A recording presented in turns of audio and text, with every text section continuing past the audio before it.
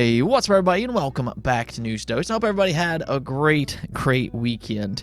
It's been a little strange over here, honestly. I did finish Dead Space. Again, an absolutely fantastic game. I do highly recommend it. The hype of it being one of the all-time great horrors, yeah, it's pretty much correct here. But truth is, I've been feeling a little off for the last week or so. I was actually originally planning to make a weekend video and everything, but I've been pretty much living on a headache, it appears. My jaw has been, it's been hurting, so my wife finally convinced me I should go over to urgent care and see exactly what's going on.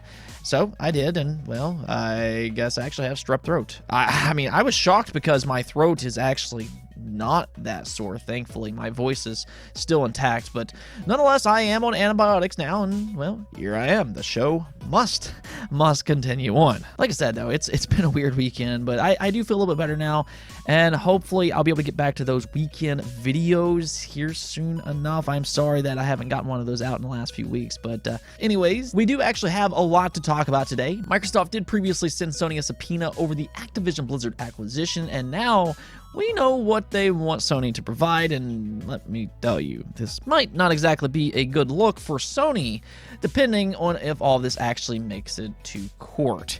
We did also get an update on the Nintendo Switch Joy-Con lawsuit, and some fans might be a little surprised by the findings here.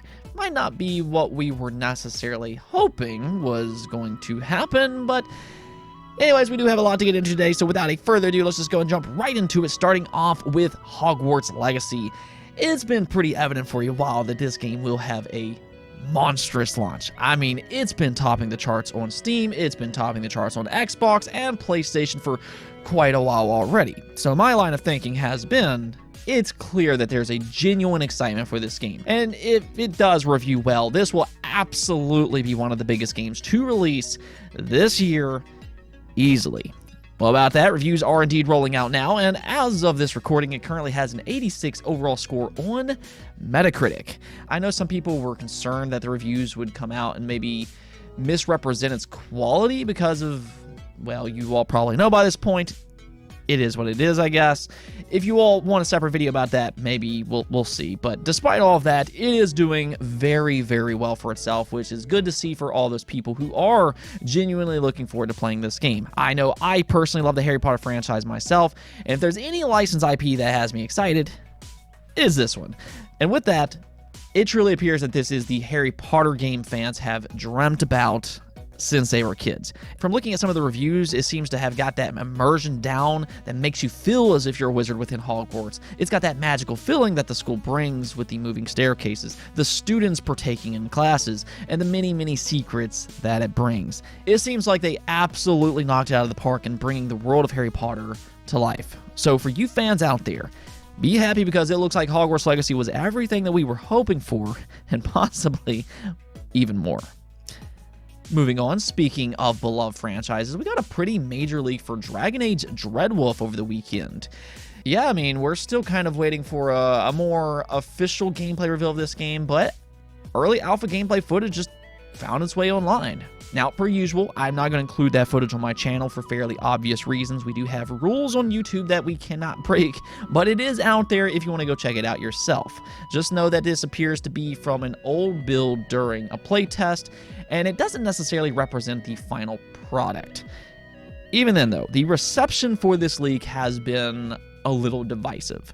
Now, I think that's going to kind of depend on what your expectations are for the Dragon Age franchise, just in the sense that this franchise started out more as a strategy RPG. That first game was very unique. You could control your party members and all of that. But as the series has kind of gone on, they did go into more of a action hack and slash type of direction after that, especially with Dragon Age Inquisition.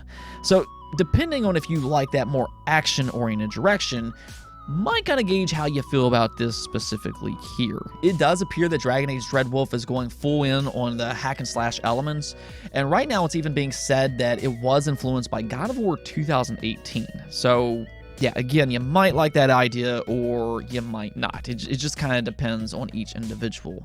Honestly, though, I was not surprised that they were taking this direction. Most big AAA RPGs do this anymore, so I don't really find this to be overly shocking. However, the other part about this leak that seems to be drawing some attention is that at least when it comes to the alpha gameplay that found its way online, it appears players don't have the ability to control party members. So I can kind of see where that would be a little bit more disappointing, but again, do keep in mind that this was early alpha gameplay that we weren't actually meant to see. It's right now being speculated that this feature could have just been locked to players during this specific playtest. There's still a good chance that this feature will make it into the final build, so do kind of keep that in mind. Let me know what you all think about this leak, though. Does it excite you, or does it instead dampen your excitement? I think either which way, though, fans should probably just wait to see an official reveal, which will be a lot more telling than an old build like this that doesn't completely represent the final product. Okay, so next up, let's go and talk about what's happening with the Xbox Activision Blizzard case. I mean, there's always something happening with this case. Honestly, it's kind of a circus show by this point, but we did get an interesting update regarding the subpoena that Microsoft served Sony with, I believe, last month. Sony has asked for an extension several times already. It's kind of hard to keep up with all of this. But that's kind of already eye-opening as is. Looking from the outside in, you have to kind of wonder, with all these different extensions that Sony's asking for, are they hiding something here? Why do they keep delaying this? And, well, the reason as to why is actually becoming more clear now. This was posted up by Idis over on Resetero, which has done such a phenomenal job keeping everybody in the loop. He does have a legal background and everything, in case you don't know who he is, but as always, thank you to Idis for providing us with this information. But nonetheless, he did post this in response to Sony's most recent extension. Now, this one is quite long, so just kind of prepare, but it says Sony gets 7 more days to serve the subpoena from Microsoft, but this time it wasn't completely agreed by Microsoft. The judge granted it. New, and it sounds like final deadline is February 10th. We have more info about what Microsoft is requesting. 45 distinct document requests, 13 of which have multiple subparts, for a total of more than 120 separate document requests. These requests demand all documents related to nearly all aspects of SIE's business, as well as extensive set of sales, financial, and personal user data date of birth, user country, user gender, covering what will likely be millions of users. 10 of these requests seek materials going back more than 11 years to January 2012, which would be the entirety of the Xbox One and PlayStation 4 generation. Sony also estimates that providing the response to Microsoft will cost approximately $2 million or more in fees and expenses, and demand weeks of intense work and substantial effort and involvement of SIE personnel. And then here's the really interesting one. Microsoft is requesting all documents related to performance reviews and evaluations of all Sony gaming leadership or management, all documents relating to SIE's gaming business sent to, received from, or exchanged with other Sony entities, and executed copies of every content licensing agreement SIE has entered into with any third-party publisher over the past 11 years, among others. Now, that part is very interesting. We'll come back to that here in just a second. Sony is not happy with the quote-unquote unrealistically short deadlines and irrelevant requests from Microsoft. In any case, Sony anticipates that this will be its last request for an extension to the motion to quash deadline, and that they will either reach final agreement or narrow any impasse by February 10th, 2023. Microsoft disagrees with the relief requested in this motion. So, yeah, that's a lot of information to go over, but the big thing that catches your attention here is that Microsoft wants Sony to provide 11 years of data regarding PlayStation's business practices, such as exclusive contracts they've entered into with third parties. It actually says every licensing agreement, which means that they would have to provide every time they entered some type of an agreement with a third-party company. That could be in the form of full-on exclusivity, timed exclusivity, marketing deals, DLC, etc., etc. Now, the reason that this is important is because Sony has been complaining to regulators that they fear Microsoft will eventually make Call of Duty exclusive to Xbox, or that they worry about content parity. However, what a lot of gamers notice to be kind of strange with some of Sony's accusations is that they're kind of guilty of doing these exact same things. They do lock down exclusive content for themselves, and they're actually very aggressive with this. It's actually ironic when historically Sony has dominated in the game industry, in part because of their aggressive approach in locking down exclusive content, but now they're trying to act like they're vulnerable and that Microsoft is truly the big bad company to worry about here. you can view this as being a little hypocritical. In fact, one of the interesting parts about this entire case is that Sony themselves have actually signed a contract with Activision for Call of Duty, the very game that they claim that they're concerned about content parity. That's the thing though, not only does Sony have the marketing rights for Call of Duty, but they've also locked down DLC and entire game modes to PlayStation in the past. This is something that could theoretically pop up in the data that Microsoft is requesting Sony to provide. That would be a terrible look for Sony. And this is just the tip of the iceberg here. There's also other games like the Crash Insane trilogy, which was also a timed PlayStation exclusive. That is another Activision game that Sony may have locked down with some type of deal. And then beyond Activision, there's other deals Sony has made with games like Final Fantasy, Street Fighter, Spider-Man, Forspoken, Deathloop, Silent Hill, and who knows what else. I mean, even with Hogwarts Legacy later this week, they've locked down content for that game. So a lot of contracts theoretically could pop up from this data that probably would not bode well for the legitimacy of Sony's quote-unquote concerns. Now, we'll see what happens with all this, though. This could improve Microsoft's case against the FTC even more so, but of course, that's just one hurdle for Microsoft. It sounds like we will hear from the CMA later this week, and that ultimately could be an even bigger battle for Microsoft depending on what their findings are. That's where things could really kind of hit the fan, if you will. But as always, I will keep you all updated once we hear more. In the meantime, though, let me know what you all think about Microsoft requesting this data. Now, we also got an update for Nintendo as they actually won a lawsuit regarding Joy-Con stick drift. Now, this might be a little surprising because over time, I feel like it's become relatively clear that the Switch Joy-Cons have had legitimate issues in the past. You know, as good as the Nintendo Switch has been this generation, I personally love it myself, this still has been a thorn in their side, and more importantly, a thorn in the side of consumers.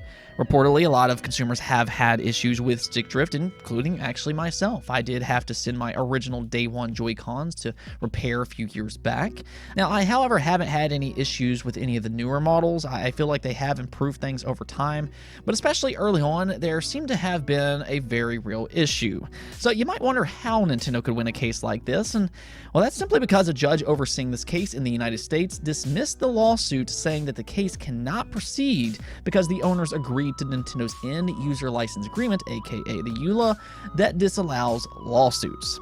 Now, in this specific lawsuit, it was in regards to children in which their parents argued that they did not meet the requirement to sign such an agreement, but the federal judge ultimately disagreed, claiming that it was the parents who paid for such devices, and with that, it was their responsibility to sign the EULA and not their children. So because of that, this particular case has been dismissed. Now, I feel like this case was kind of strange in general, though. I don't know when it was filed, but I kind of look at what's going on with Nintendo Joy-Cons in the current landscape, and Nintendo does offer free repairs, so I think that alone kind of goes against a lawsuit like this. Now, speaking of Nintendo, though, one last topic I want to briefly cover is Pikmin 4. It was spotted over this weekend that a Greek retailer has Pikmin 4 listed as a May release. Now, when I first saw that, I was like, okay, maybe that's more proof of an incoming Nintendo Direct, you know, crossing my fingers for that still. But then I started to think a little bit more about it, and yeah, I don't think that this early listing means anything at all. Now, there's two different reasons I say this. One is that Zelda Tears of the Kingdom is coming out in May. I'd be highly, highly surprised if Nintendo releases any other big first-party game the same month. That is going to be their biggest release this year by far, so I'd imagine they want to keep that month all to Zelda. It's better to space your games apart to better set them up for success. Not that Square Enix would know anything about that, but Nintendo, they certainly do. The other problem here, though, is that some fans pointed out that the box art this website used is a community-made box art from years ago. So yeah, if you did see this listing, I wouldn't really look into it too much.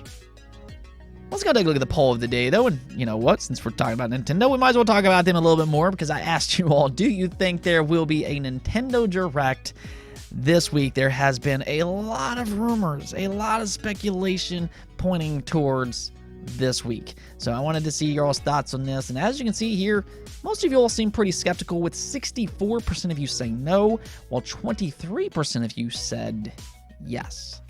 So yeah, the skepticism is certainly out there, and it's really hard for me to blame you all.